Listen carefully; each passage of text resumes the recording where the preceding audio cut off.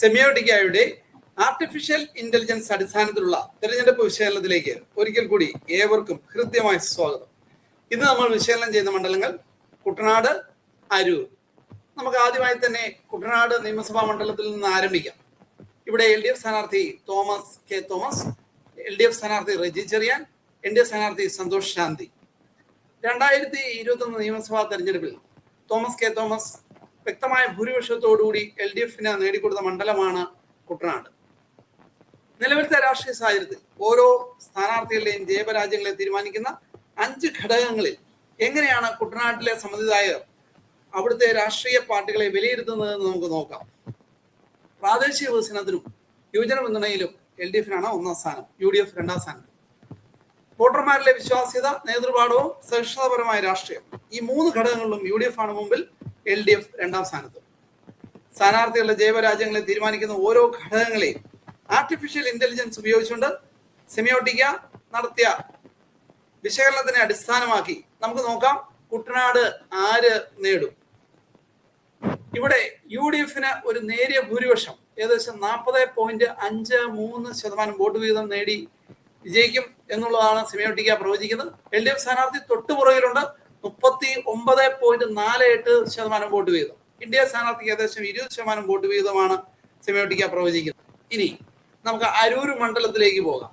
ഇവിടെ LDF സ്ഥാനാർത്ഥി Daleema, UDF സ്ഥാനാർത്ഥി ഷാനിമോൾ ഉസ്മാൻ, NDA സ്ഥാനാർത്ഥി PS ജ്യോതിസ്.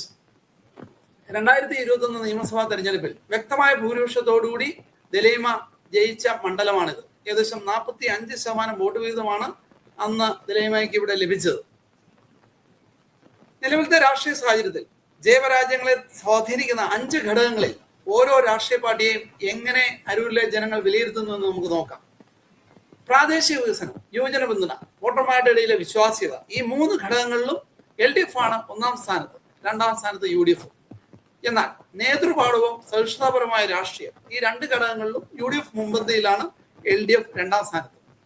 സ്ഥാനാർത്ഥികളുടെ ജയപരാജയങ്ങളെ സ്വാധീനിക്കുന്ന ഓരോ ഘടകങ്ങളെയും ആർട്ടിഫിഷ്യൽ ഇന്റലിജൻസ് ഉപയോഗിച്ചുകൊണ്ട് സെമിയോട്ടിക്ക നമുക്കായി അപഗ്രഥിച്ചിരിക്കുകയാണ്. നമുക്ക് നോക്കാം അരൂർ നിയമസഭാ മണ്ഡലം ആര് ജയിക്കും.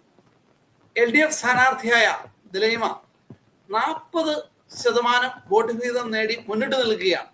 UDF സ്ഥാനാർത്ഥി 38% വോട്ട് വീതവും NDA സ്ഥാനാർത്ഥിക്ക് 22% വോട്ട് വീതവുമാണ് സെമിയോട്ടിക്ക പ്രവചിക്കുന്നത്. ഇതുവരെയുള്ള പ്രവചനങ്ങൾ ഏകദേശം 93ഓളം നിയമസഭാ മണ്ഡലങ്ങൾ സെമിയോട്ടിക്ക പ്രവചിച്ചിട്ടുണ്ട്. ഈ മണ്ഡലങ്ങളിലെ സ്ഥിതി എന്താണ് എന്ന് നമുക്ക് നോക്കാം. കാസർഗോഡ് ഡിസ്ട്രിക്റ്റിൽ UDFനാണ് നേരിയ മുൻതൂക്കം, അവിടെ NDAക്ക് 1 സീറ്റ് പ്രവചിക്കുന്നു. കണ്ണൂരിൽ ഒരു LDF മുന്നേറ്റമാണ്. കോഴിക്കോട് വ്യക്തമായിട്ടുള്ള UDF മുന്നേറ്റമാണ്. വയനാട് UDFന് നേരിയ മേൽക്കൈയുണ്ട്. മലപ്പുറത്ത് UDF വളരെ മുമ്പിലാണ്. തിരുവനന്തപുരത്ത് LDFനാണ് വ്യക്തമായ മുന്നേറ്റം. അവിടെ പക്ഷേ NDAക്ക് 2 മുതൽ 3 സീറ്റ് നേടുവാനുള്ള സാധ്യതയുണ്ട്. മറ്റ് ഡിസ്ട്രിക്റ്റുകളിൽ നിന്നുള്ള ഡേറ്റയും കൂടെ നമുക്ക് നോക്കാം. അവിടെ UDFന് 15 മുതൽ 16 സീറ്റുകളും, വീണ്ടും LDFന് 15 മുതൽ 16 സീറ്റും, NDAക്ക് 1 മുതൽ 2 സീറ്റുമാണ് സെമിയോട്ടിക്ക പ്രവചിക്കുന്നത്. ഇതുവരെ വിശകലനം നടത്തിയിരിക്കുന്ന 93 നിയമസഭാ മണ്ഡലങ്ങളിൽ UDFന് 47 മുതൽ 53 സീറ്റും, LDFന് 35 മുതൽ 43 സീറ്റും, NDAക്ക് 3 മുതൽ 6 സീറ്റുമാണ് സെമിയോട്ടിക്ക പ്രവചിക്കുന്നത്. വീണ്ടും മറ്റൊരു മണ്ഡലവുമായി നിങ്ങളുടെ അടുക്കലേക്ക് ഞങ്ങൾ ഉടൻ എത്തുന്നതായിരിക്കും. Until then, we are signing off. Good day to everyone.